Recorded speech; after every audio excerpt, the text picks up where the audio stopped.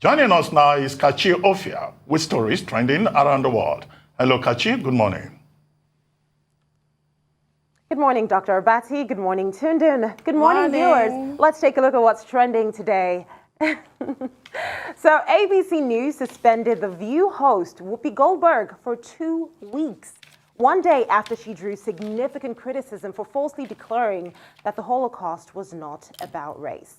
Now, ABC News President Kim Godwin said in a statement that she is suspending Whoopi Goldberg for 2 weeks for her wrong and hurtful comments.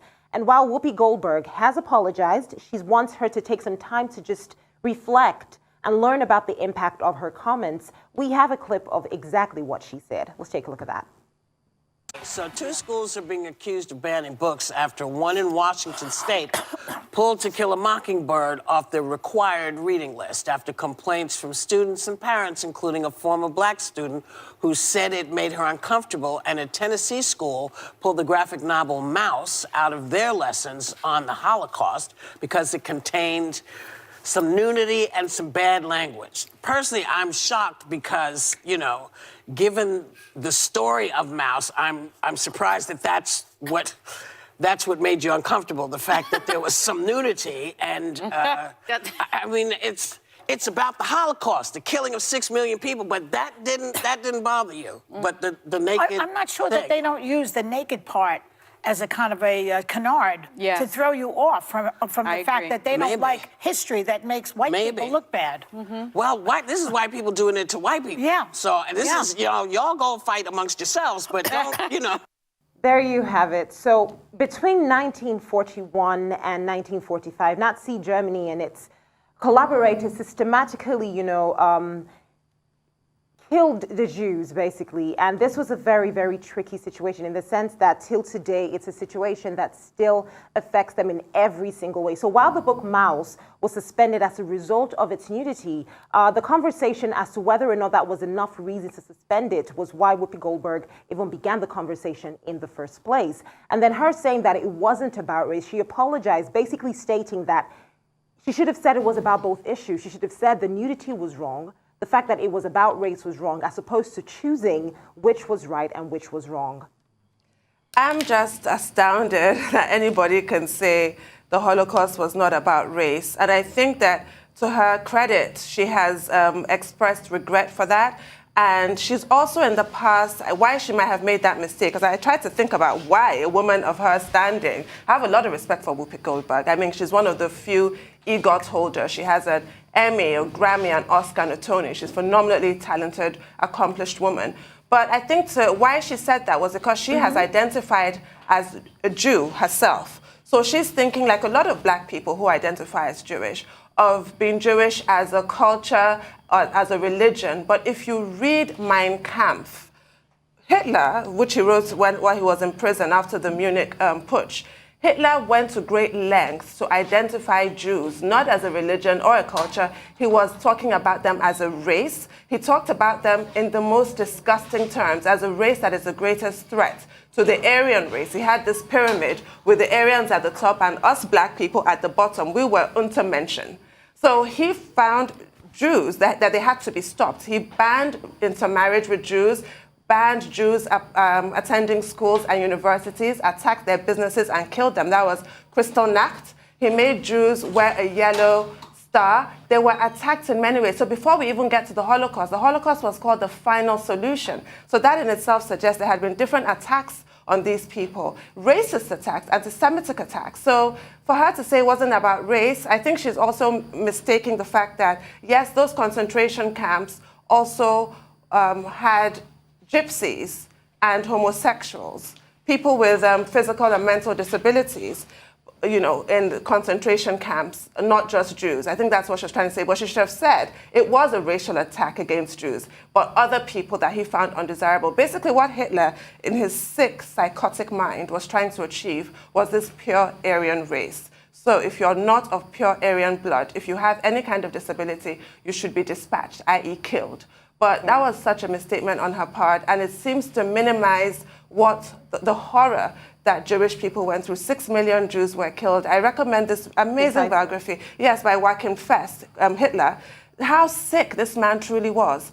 And I think that why people are sensitive about this is because anti-Semitism continues till today. There was a recent story about a woman who survived Auschwitz and was murdered in her 90s in Europe recently. And the fact that they're Holocaust deniers, they're people that today say the Holocaust never even happened. There's a neo-Nazi movement that is a very strong movement. And I even think, frankly, if you talk to publishers, any book about Hitler sells massively, not because people are wanting to read about him to condemn him, sort of like what I did. A lot of people admire Adolf Hitler. So people are extremely sensitive about this. And for me, it's the same way that people try and minimize the damage that the transatlantic slave trade did. And they lie, they blatantly lie. They say things like, well, it's not just black people that were enslaved. All over the world, slavery has always existed, trying to equate, trying to compare apples and oranges.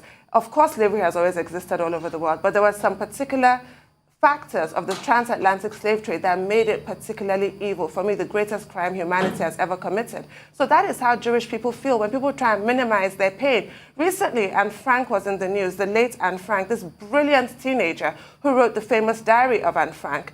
She was hiding out in an attic with her family. I actually just have goosebumps. It's such a moving diary. It should be required reading for every teenager because it's awful what they went through. And they were betrayed. They were arrested, the entire family, and none of them survived the concentration camps but her father, who went back to that attic and he found her diary and published her diary. Recently, there was news that has obviously been denied that they were betrayed by a fellow Jewish person. So the Holocaust continues to cause so much pain. The wounds have not healed. And Whoopi Goldberg was really ill-advised to make that statement, seeming to trivialize so much suffering. Okay, let me look at it from this angle. The first will be that what has happened to Whoopi Goldberg is also an example for all of us who work in the public space to realize that words matter and that certain words are very sensitive. Now, the Holocaust has remained, since the end of the World War II, a very sensitive subject in international discourse. Even the United Nations had to set up the Nuremberg trial, set up special courts, to address issues of injustice that emerge. And even when Whoopi Goldberg was corrected in the course of that conversation around the Tennessee School Board banning the novel, the graphic novel Mouse, she still insisted. She still went ahead. But now, okay, she's been asked to take 2 weeks off to go and reflect and to also, apologize, and she has issued a statement. But this is not the first time that Whoopi Goldberg, 66-year-old Whoopi Goldberg, would be controversial. In 2009, that's the Roman Polanski case, when she was seen as apparently defending rape. And then, of course, she also tried to defend in another episode Bill Cosby, when the issue about sexual assault came up. So, but something like the Holocaust is really very bad. 6 million Jews, yes. The final solution to the Jewish question. Hitler went on air to talk about the annihilation of Jews. And he ended up annihilating about 2/3 of the population of Jews in Europe. It's put at 6 million. The figure is probably higher than that. And he kept threatening the Jews. That is unacceptable, to the international community. And each time you evoke memories, of that particular incident in human history, people, of course, get immediately worried about it. I do not think that this will probably be the end of the matter, but, well, we hope that it doesn't also end up affecting Whoopi Goldberg's career in other ways, because the Jewish question, anti-Semitism, both remain, very touchy moments, touchy issues in world history. Quite honestly, Whoopi Goldberg has a reputation for always speaking her truth. And within the new media landscape, a lot of opinions always tilt towards popular, opinions, what the populace believes. So for Whoopi Goldberg, who always wants to stand by what she believes in, irrespective of what popular people think, it puts her in a dicey situation most of the time, like you mentioned, Dr. Abati, with the Roman Polanski case and the Bill Cosby case, and now this situation with the Holocaust. But let's bring things back home to Nigeria now and talk about our universities. What is going on? So Abia State University has banned students from driving personal cars on campus. The management of the institution released a notice on the 1st of February stating that only staff and accredited visitors will be allowed to drive their cars into the campus. So in furtherance to this, they put out a law that any student who violates this directive, which is in the interest of the university community, will face severe disciplinary action. Now, this reminds me of the case we took about a week ago of another university basically saying that they do not have provision for pregnant women. So if any student gets pregnant, you are strictly on your own. They will not accommodate pregnancies in universities. And I'm thinking, this is an institution that houses people aged 18, even as low as 15, to as old as people in their 40s, in their 50s. How do you want to manage this? Not to talk of the landmass within these institutions. Are people expected to walk? I mean, what kind of laws are these? Yes, this is the issue, the practical aspect of it. I imagine that they'll be providing some kind of transport, as happens in campuses all over the country. They have those tricycles that people can use. I don't know, it's a difficult one. It's like, you know, when you go to school, in most schools, you have a school uniform, and that's supposed to teach you discipline and create some kind of uniformity because, you know, displays of ostentation can adversely affect some of the students. But you think, like you were saying, by the time you get to university, the training wheels come off. If you're an undergraduate, university is supposed to prepare you for real life. And in real life, nobody is going to dictate to the next person what they can or cannot do. You have to control yourself and your thoughts and what have you. But on the other hand of the argument is we can see the moral decay that is happening in this country. We can see it, we can feel it.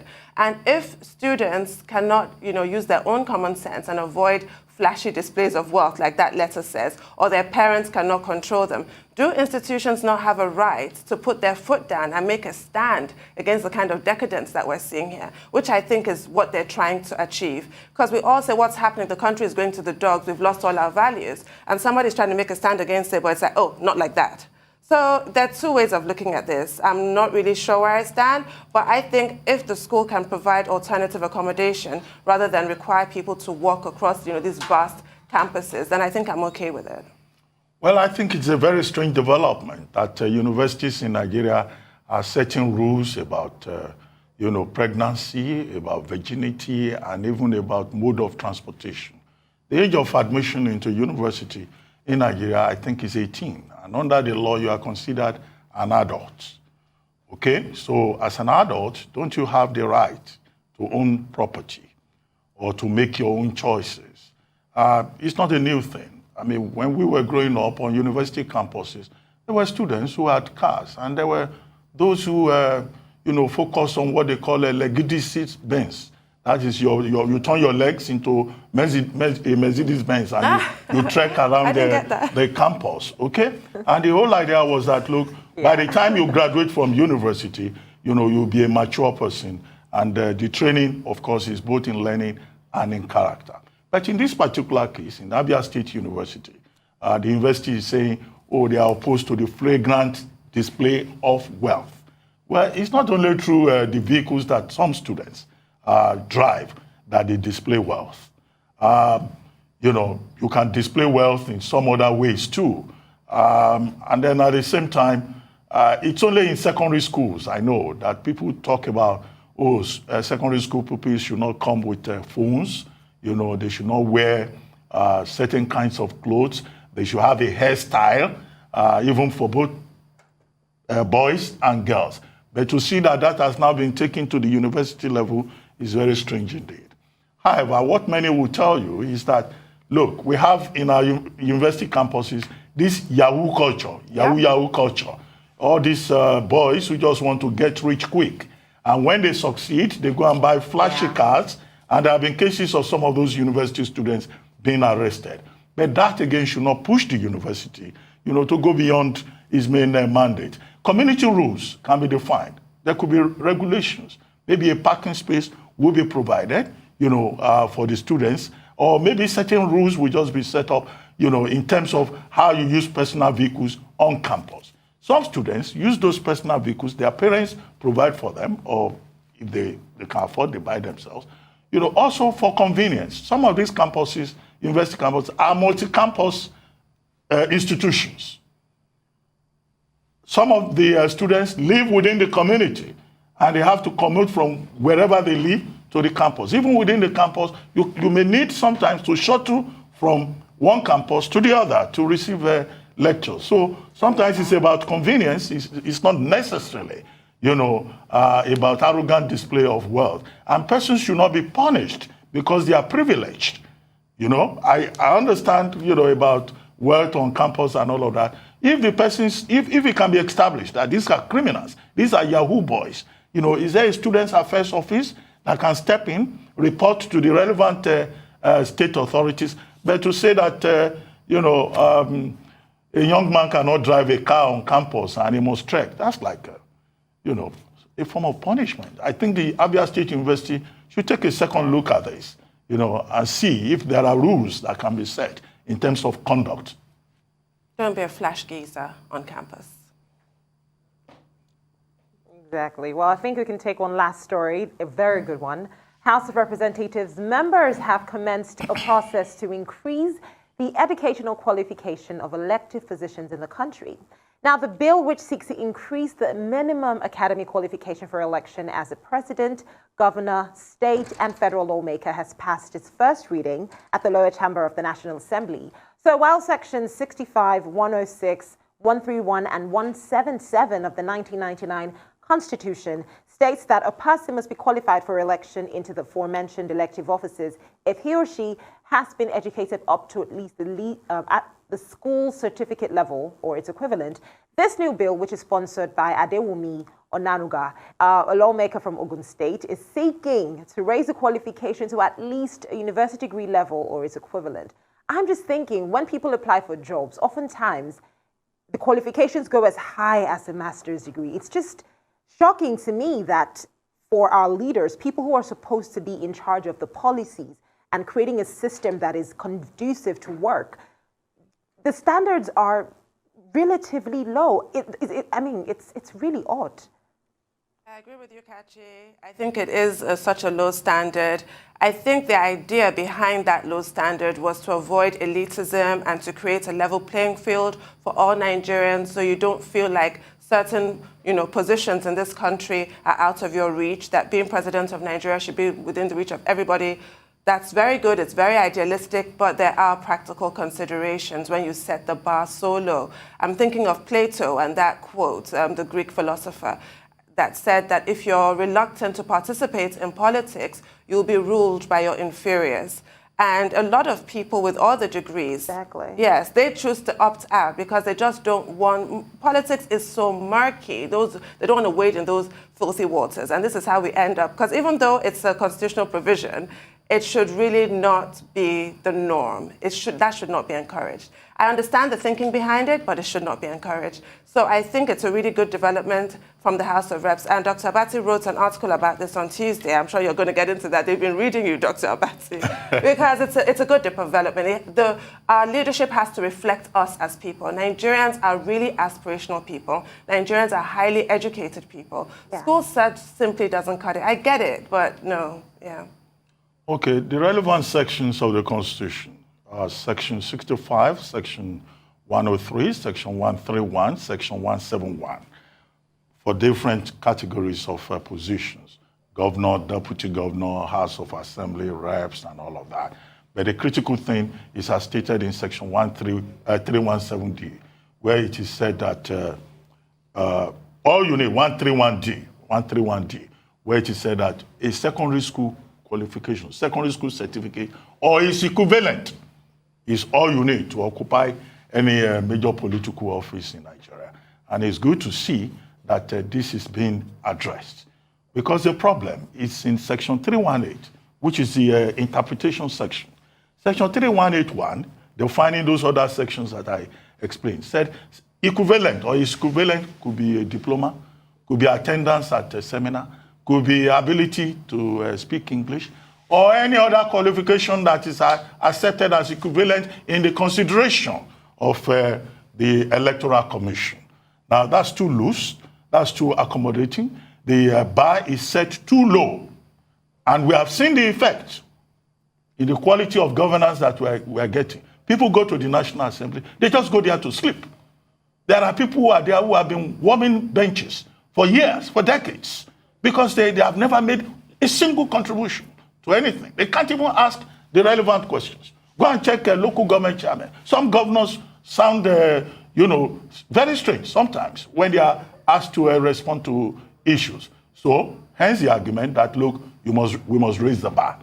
And the piece I wrote on it, leadership recruitment and our constitution, in the back page of this day newspaper yesterday, I took the cue from the Speaker of the House of Representatives himself. He was a guest speaker at the 52nd convocation of the University of Lagos on January 17. And in a 22-page presentation, he raised this point about the qualification at page 16 of his presentation.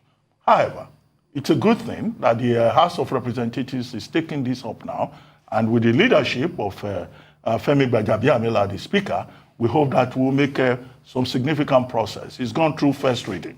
But this is not the first time that this issue will come up. In previous assemblies, some other people said, look, we can't afford to have this kind of minimum qualification. And in fact, Section 318, and in decided cases on this particular matter, it doesn't matter. You don't need to pass. You can fail all your subjects. You only need to have passed through a secondary school or even primary school. What is the quality of primary school and secondary school education in Nigeria today? Even when graduates are not up to it. Many companies, when they recruit graduates, you have to set up a training department to train these people to write basic English. So many graduates that cannot write a successful paragraph. So the quality of education in the country has gone terribly low, and we cannot afford to send to important positions persons who the only thing they have to show is the flamboyant garment that they are wearing, rather than the quality of their intellect. So I think the Speaker and his colleagues, it would be nice to see them walk the talk and see how the level of educational qualification can be improved, while they also at the same time pay attention to the need to improve the quality of education in Nigeria and the funding of education in Nigeria by providing a framework of relevant policies in that direction. Okay, Kachi, thank you very much. I think that's where we'll draw the curtain today, too. Okay. Thanks, Kachi. Well, thank you very much, Kachi. We'll see you again tomorrow.